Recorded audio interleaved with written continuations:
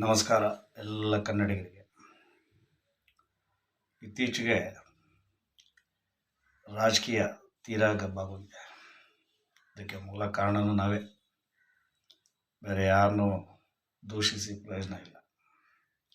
ಬೆಳಗಾವಿಯಲ್ಲಿ ಇತ್ತೀಚೆಗೆ ಒಂದು ಶಿಲೆಯನ್ನಪ್ಪ ಉದ್ಘಾಟನೆ ಮಾಡ್ತಾರೆ. ಅದು ಕಾರಣಕರ್ತರು ನಮ್ಮ ರಾಜಕಾರಣಿಗಳು. ನಮ್ಮ ಕರ್ನಾಟಕದಲ್ಲಿ ಯಾವುದೇ ಕವಿಗಳಾಗಲಿ, ಯಾವುದೇ ರಾಜರುಗಳಾಗಲಿ, ಯಾವುದೇ ಸಂತರಾಗಲಿ, ಯಾವುದೇ ಸಾಧುಗಳಾಗಲಿ ನಮ್ಮಲ್ಲಿಲ್ಲ. ಅವರ ಅನಿಸಿಕೆ ವೋಟ್ ಬ್ಯಾಂಕ್, ಮತದಾರನ ಓಲೈಸೋ ರಾಜಕಾರಣ ಮಾಡ್ತಾಯಿದ್ದಾರೆ. ಅದು BJP ಆಗಲಿ, ಅದು ಕಾಂಗ್ರೆಸ್ ಆಗಲಿ, JDS ಆಗಲಿ, ಇದು ಯಾವುದೇ ಪಕ್ಷಗಳು ಇವನ್ನ ನಿರಂತರವಾಗಿ ಮಾಡ್ಕೊಂಡೇ ಬರ್ತಾಯಿದ್ದಾರೆ. ನಮ್ಮ ಕನ್ನಡಿಗೆ ಅರಿವೇ ಇಲ್ಲ. ಅವನು ನಮ್ಮ ಜಾತಿಯವನು, ನಮ್ಮ ಜಾತಿಯವನು, ನಮ್ಮ ಕುಲದವನು, ಹೀಗೆ ಇದೇ ಕರ್ಮ. ಬದಲಾಯಿಸೋಕ್ಕೆ ಸಾಧ್ಯ ಇಲ್ಲ. ಅದಾಗುತ್ತೋ ಇಲ್ವೋ ಗೊತ್ತೂ ಇಲ್ಲ. ತಮಿಳುನಾಡಲ್ಲಿ ಒಂದು ಹೋರಾಟ ಆಗುತ್ತೆ. ಜಲ್ಲಿಕಟ್ಟನ್ನು ನಿಷೇಧ ಮಾಡ್ತಾರೆ. ಒಂದೇ ಒಂದು ಇವತ್ತಿನ ಸಾಮಾಜಿಕ ಜಾಲತಾಣಗಳು ಏನಿದ್ದಾವೆ, ಅವತ್ತಿಗೆ ಸಾಮಾಜಿಕ ಜಾಲತಾಣದಲ್ಲಿ ಒಂದೇ ಒಂದು ಕರೆ ಕೊಡ್ತಾರೆ. ಸುಮಾರು 5 ಲಕ್ಷ ಜನ ಸ್ಪಂದಿಸ್ತಾರೆ. ಅದಕ್ಕೆ ತಕ್ಷಣ ಕೇಂದ್ರ ಸರ್ಕಾರ ಅದನ್ನು ವಾಪಸ್ ತಗೊಳ್ತಾರೆ.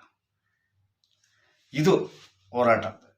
ನಮ್ಮಲ್ಲಿ ಅವನೇನು ಸೂಟ್ ಕೇಸು, ಇವನು ಸೂಟ್ ಕೇಸು, ಈ ಸೂಟ್ ಕೇಸ್ ಅಂತ ಮಾತಾಡೋರು ಬೈಲಿಗೆ ಬನ್ನಿ, ಕನಿಷ್ಠ ಮಾತಾಡಿ.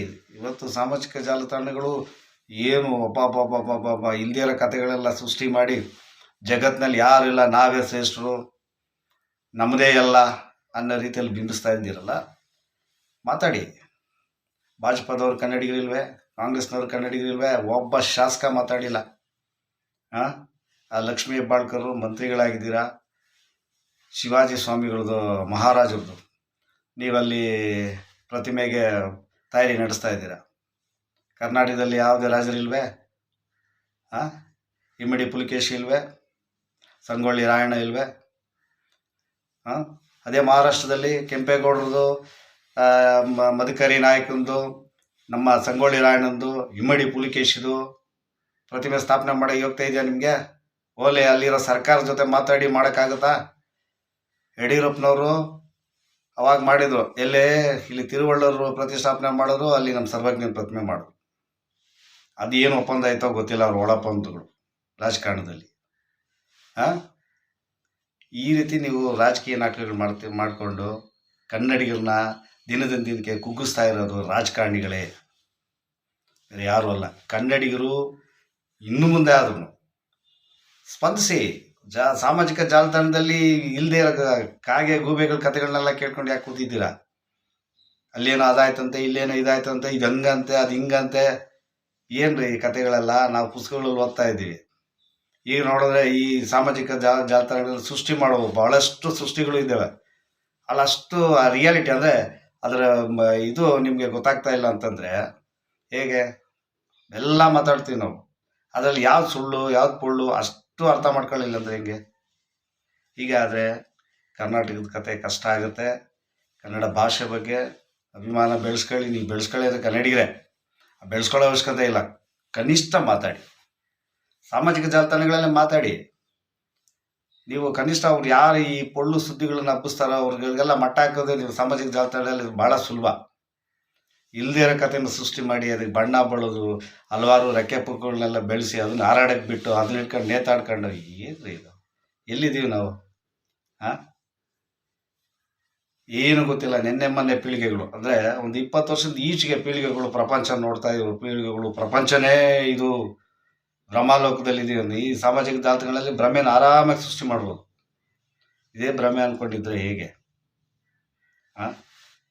ಯಾರಾದರೂ ಒಂದು ಕನ್ನಡ ಹೋರಾಟಕ್ಕೆ ಹೋದರೆ ಬಕೆಟ್ ಅಂತೀರಾ, ರಾಜಕಾರಣಿಗಳು ಇವ್ರು ಬಕೆಟು, ಇವರು ಏನೋ ಬೆರಕೆಗಳು. ಏನು ಬೆರಕೆಗಳಂದ್ರೇನು? ಮೊದಲು ನಾನು ಕನ್ನಡಿಗ, ಆಮೇಲೆ ಭಾರತೀಯ. ನಾನು ಮೊದಲು ಕನ್ನಡಿಗ, ನಂತರ ಭಾರತೀಯ. ಯಾಕಂದ್ರೆ ನಾವು ಇರೋದೇ ಒಕ್ಕೂಟ ವ್ಯವಸ್ಥೆಯಲ್ಲಿ. ಒಕ್ಕೂಟ ವ್ಯವಸ್ಥೆ ಮಾಡಿರೋದು ಹೇಗೆ? ಏನು ಹಿಂದೆ ನಮ್ಮ ಸ್ವತಂತ್ರ ಬರೋದು ಮೊದಲು ಭಾರತ ಹಾಗೆ ಹೀಗೆ ಇರ್ಬೋದು.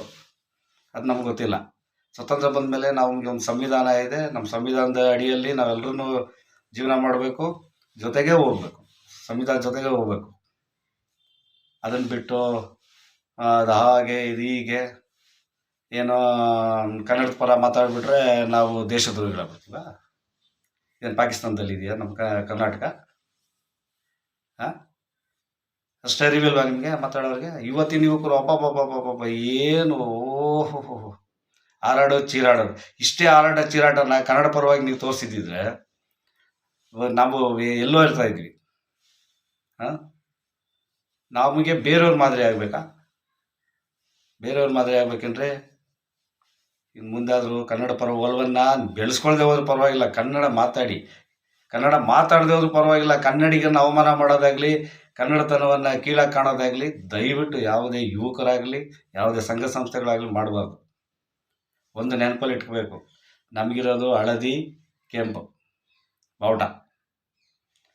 ಇತ್ತೀಚೆಗೆ ಬೆಳಗಾವಿಯಲ್ಲಿ ನಮ್ಮ ವಿರುದ್ಧ ಕೇಸರಿ ಬಾವುಟವನ್ನು ತಂದು ಹಿಂದುತ್ವಕ್ಕೂ ಕನ್ನಡಿಗರಿಗೂ ಸಂಬಂಧ ಇಲ್ಲದ ರೀತಿಯಲ್ಲಿ ಸೃಷ್ಟಿ ಮಾಡ್ತಾ ಇದ್ದೀರಾ. ಇದು ತಪ್ಪು. ಕೇಸರಿ ಅದು ಹಿಂದೂ ಧರ್ಮದ ಸಂಕೇತ, ಕೇಸರಿ ಬಾವುಟ. ಅದನ್ನು ನಮ್ಮ ವಿರುದ್ಧ ನೀವು ಪ್ರಯೋಗ ಮಾಡಬಾರ್ದು. ಅದು ಪ್ರಯೋಗ ಮಾಡಿದ್ರೆ ಅದು ಬೇರೆ ರೀತಿಯಲ್ಲಿ ಅದು ಕನ್ವೆ ಆಗುತ್ತೆ, ಬೇರೆ ರೀತಿಯಲ್ಲಿ ಅಭಿಪ್ರಾಯಗಳು ಸೃಷ್ಟಿ ಆಗ್ತವೆ. ದಯವಿಟ್ಟು ಯಾವುದು ಮಾಡೋಕ್ಕೆ ಹೋಗಬೇಡಿ. ನೀವು ಯಾರನ್ನಾರು ಸೂಪರ್ ಸ್ಟಾರ್ ಮಾಡ್ಕೊಳ್ಳಿ, ತಲೆ ಮೇಲೆ ಇಟ್ಕೊಳ್ಳಿ, ಡ್ಯಾನ್ಸ್ ಆಡಿ, ಪಲ್ಟಿ ಹೊಡ್ಕೊಂಡು ಬಣ್ಣ ಎಲ್ಲ ಬಡ್ಕೊಂಡು ಏನಾದ್ರು ಮಾಡ್ಕೊಳ್ಳಿ, ಕನ್ನಡದ ವಿಚಾರಕ್ಕೆ ಯಾರೂ ಬರಬಾರ್ದು. ಕನ್ನಡಿಗನೇ ಆದ್ರೂ ಅವನು ನಾಡದ್ರೋಹಿನೇ. ಕನ್ನಡಿಗನೇ ಆದ್ರೂ ನಾಡದ್ರೋಹಿ. ಇನ್ನು ಮುಂದೆ ದಯವಿಟ್ಟು ಈ ಸಾಮಾಜಿಕ ಜಾಲತಾಣಗಳಲ್ಲಿ ಕನ್ನಡಿಗರನ್ನು ಅವಮಾನ ಮಾಡುವಂಥ ಪದಗಳನ್ನು ಮತ್ತು ವಿಚಾರಗಳನ್ನು ಬಳಕೆ ಮಾಡಬಾರ್ದು. ನಮಗೆ ಮದಕರಿ ನಾಯಕ, ಕೆಂಪೇಗೌಡರು, ಸಂಗೊಳ್ಳಿ ರಾಯಣ್ಣ, ಬೆಳವಡಿ ಮಲ್ಲಮ್ಮ, ಕಿತ್ತೂರು ರಾಣಿ ಚೆನ್ನಮ್ಮ ಇವರು ಐಕಾನ್ಗಳಾಗಬೇಕೆ ಹೊರತು, ಇವರು ನಮಗೆ ಸ್ಫೂರ್ತಿಗಳಾಗಬೇಕು ಹೊರತು ಪಕ್ಕದ ರಾಜ್ಯದಲ್ಲಿರೋ ಯಾವುದೋ ರಾಜರನ್ನು ತಗೊಂಡ್ಬಂದು ತಲೆ ಮೇಲೆ ಇಟ್ಕೊಂಡು ನೃತ್ಯ ಮಾಡೋರು ನೀವುಗಳು. ಇಲ್ಲಿ ವಲಸಿಗರು ಬಂದಿರೋರನ್ನ ಹೋಲಿಕೆ ಮಾಡೋಕ್ಕೆ ರಾಜಕಾರಣಿಗಳು ಅವರ ಪ್ರತಿಭೆಗಳಲ್ಲಿ ಇಲ್ಲಿ ಪ್ರಾರಂಭ ಮಾಡೋದು, ಅವ್ರ ಮತ ಸೆಳೆಯೋದಕ್ಕೆ ತಂತ್ರಗಳು ನೋಡೋದು, ಇವೆಲ್ಲ ಹಳೆಯ ನಾಟಕಗಳು. ಇನ್ನು ಮುಂದೆ ಆದ್ರೂ ವಿದ್ಯಾವಂತರು ಸ್ವಲ್ಪ ಎಚ್ಚರಗೊಳ್ಳಿ.